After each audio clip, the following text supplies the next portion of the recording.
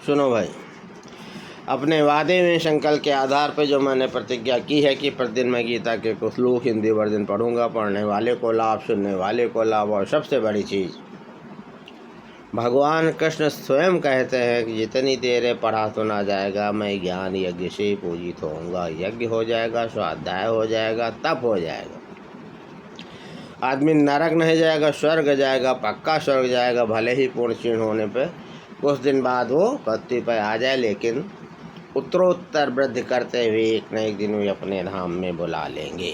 पढ़ना चाहिए, बच्चों को पढ़ाना चाहिए, संस्कार उत्पन्न होते हैं, क्योंकि मनुष्य जीवन का अंतिम उद्देश्य भगवत प्राप्ति ही है। द्वितीय अध्याय का 39वां श्लोक है। इसका कुछ भाग हो चुका था।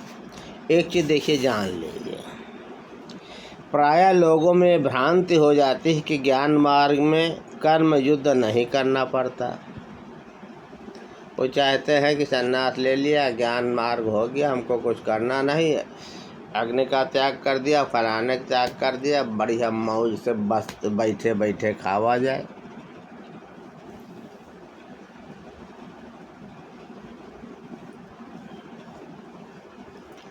अजगर करे न चाकरी, पंछी करे न काम, दास मलूका कही गए, सबके दाता राम।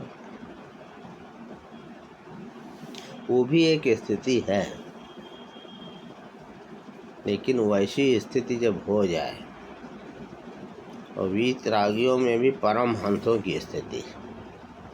लेकिन भगवान कृष्ण क्या कह रहे हैं? कर्म तो सबको करना पड़ेगा, ज्ञानियों को भी करना पड़ेगा, और कर्म मार्ग वाले हैं उनको तो करना ही पड़ेगा। आसक्ति न हो, निष्काम भाव से हो, सेवा भावना से, बदले की भावना न हो, कुछ पाने की इच्छा से न हो। युद्ध दोनों में। रेचक पुरुंग क्रिया इंगला पिंगला वाला जो ज्ञान मार्ग बताते हैं, वो भी यहाँ बताते हैं ना। दोनों भावों के मध्य में जो है त्रिवेणी बहती है, उसका मतलब क्या है? ईगो पावर 0 लाना महाराज, जो नहीं जाता कोटि यज्ञ करने से। कि हम सांस ले थे, इतनी देर रोक लेते हैं, उतनी देर कर लेते हैं। और भक्ति मार्ग में भी समर्पण उद्देश्य एक ही करना, दोनों में पड़ेगा। समर्पण में भी दीनहीन बन जाना, ईगो खत्म, साहब बंदगी, दोनों का उद्देश्य है कि तभी परमात्मा मिलेगा। चाहे सांस खींच के जाओ और चाहे हाथ जोड़ के जाओ, उद्देश्य एक ही है, समर्पण भाव। ईगो का -0 डिग्री सेल्सियस पे ला देना। आगे ये तो मैं अपना कह रहा था, जितना पढ़ा सुना हूँ। भगवान कृष्ण का प्रायः लोगों में भ्रांत है कि ज्ञान मार्ग में कर्म कहते हैं युद्ध नहीं करना पड़ेगा। वे कहते हैं ज्ञान मार्ग में कर्म नहीं है, मैं तो शुद्ध हूँ, मैं चैतन्य हूँ, अहम ब्रह्मास्मि हूँ, अहम ब्रह्म। अरे यह तो अपने यहाँ पे अहम हो ही रहा महाराज, ये तो अहम का ही उच्चारण हो रहा, अहम की ही पुष्टि हो रही है। ये एक स्थिति होती है जहाँ अहम ब्रह्मास्मि कहा नहीं जाता और विस्फोरित होता है। ऐसे फूल के गुलाब को बढ़िया खिल जाता ना, देखा पड़ा था। भक्तों को समझना चाहिए, मनन करना। जैसे मैं आज पूजा कर रहा था, पूजा करते समय मैं क्या करता हूँ, गणेश हनुमान जी जो भी मूर्तियाँ हैं, शालिग्राम, सबको नहलाना मतलब फ़ोटो तो नहलाएंगे नहीं, उसका पोंछना, चंदन लगाना, ये सब। बाद में सोचे इसका मतलब क्या है, मैं रोज़ रोज़ ऐसा क्यों करता हूँ? इसका सिर्फ एक मतलब है, साफ सफाई रखना, शुद्धिकरण। फोटो का बाह्य शुद्धिकरण, और जब करेंगे तो अंदर से शुद्धिकरण का भाव होगा, शुद्धिकरण का, सफाई का, तभी तो बाहर ही करेंगे। पहले अंदर से भाव उठेगा ना कि हाँ सफाई कर, हो, फोटो न गंदे हो, माटी साफ हो जाए, चंदन लगाएंगे, धुलेंगे, इत्र लगाएंगे, जो भी करते हैं, अगरबत्ती सुलगाएंगे। उद्देश्य क्या है? आप यहाँ बैठे, साफ सफाई एकदम, अपनी भी साफ सफाई, यानी कि अपने ही गंदे संदे। अरे यार सीधी सी बात है, कहीं गंदगी पड़ी हुई है उस पर आप बैठ जाओगे क्या? अरे कुत्ता भी बैठता है ना, तो पूंछ से कहते हैं, कहावत है कि साफ करके बैठता है। तुम तो मना ही है ना, आदमी है ना, क्या कुत्ते से भी बढ़ के हैं क्या? ये जो प्रतीकात्मक चीज़ें बनाई गई, इनका तो वैज्ञानिक पहलू है, उद्देश्य है। अब हम सोचबे नहीं करेंगे खाई लकीर का फकीर गए वो क्या चले बढ़िया पुड़िया खाओ पान खाओ कहे नहा, का मतलब है भाई? हम एक अपनी गंदी आदत नहीं सुधार सकते। थूकर है सब जगह, अस्पताल हो गया सब जगह लिखा थूके नहीं, जुर्माना पड़ेगा। फिर सड़क में पाइन तो हुआ, पाइन तो बिल्डिंग होती है तो हूँ। अरे आप आदमी हो, कोई कहे कोई जुर्माना कहे तब करो, भेदा नहीं है क्या? रोज तो सफाई करो, रोज अगरबत्ती सुलगा रहे। अच्छा दूसरी चीज, ये पेट क्या डस्टबिन है क्या? जो चाहो सब डाला चले जाओ, पॉलीथीन कूड़ा करकट डस्टबिन है का जो कूड़ा नगर पालिका वाले रखवाते? अब करते हम ही, दोष सरकार को देंगे। खैर दूसरी जगह हम निकल गए थे। लोगों में भ्रांति है ज्ञान मार्ग में कर्म युद्ध नहीं करना पड़ता।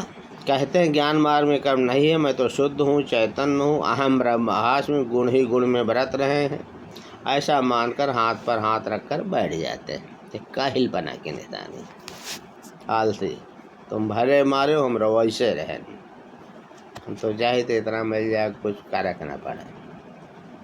हम में से ज़्यादातर लोग यही चाहते हैं। ऐसा मानकर हाथ पर हाथ रखकर बैठ जाते हैं। योगेश्वर श्री कृष्ण के अनुसार यह ज्ञान योग नहीं है महाराज।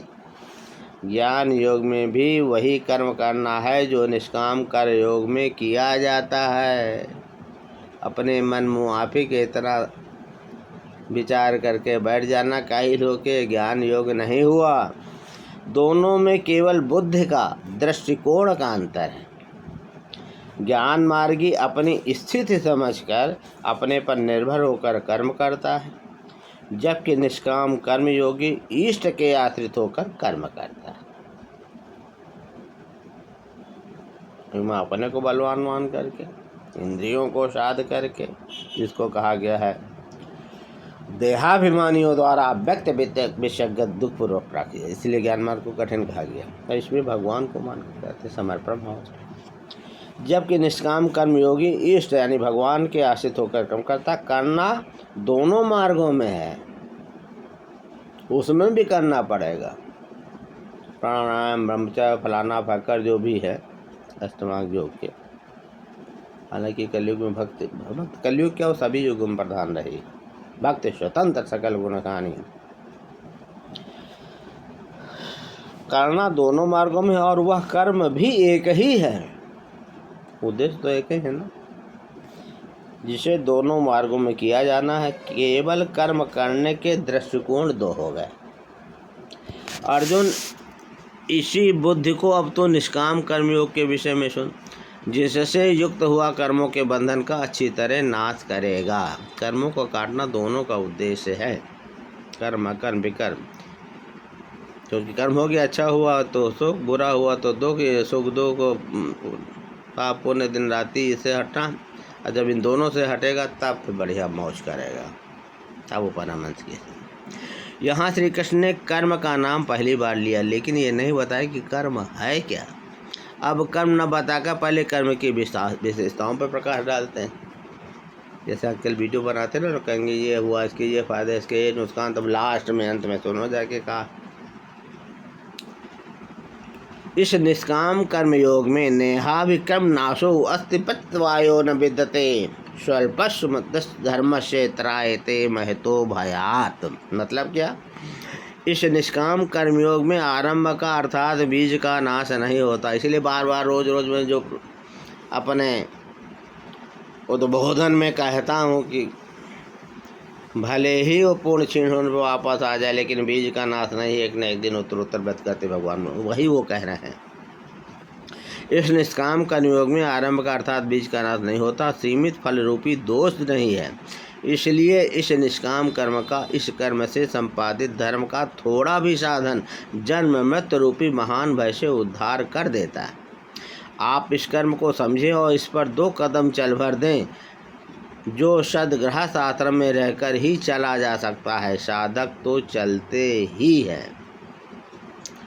बीज भर डाल दें पृथ्वी पे, फिर अगरबत्ती सुलगावे की जरूरत नहीं है महाराज, फिर तो पनपेगा ही, हरा हरा हुआ बढ़िया दिखाई पड़े।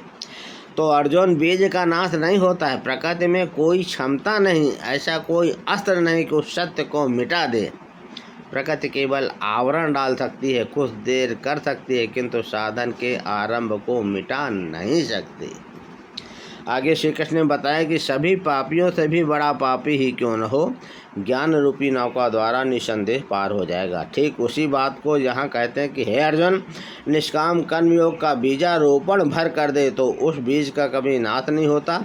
विपरीत फल रूपी दोष भी इसमें नहीं होता कि आपको स्वर्ग रिद्धियों या सिद्धियों तक पहुँचा कर छोड़ दे। आप ये साधन भले छोड़ दें, किंतु ये साधन आपका उद्धार करके करके करके ही छोड़ेगा। इस निष्काम कर्मयोग का थोड़ा सा भी साधन जन्म मृत्यु के महान भय से उद्धार कर देता है। अनेक जन्म संसिद्धो यान्ति पराम गतिम। कर्म का यह बीजारोपण अनेक जन्म के पश्चात वहीं खड़ा कर देगा जहाँ परम धाम है, परम गति है। आज इतना ही, थोड़ा थोड़ा क्यों, excess of everything is bad.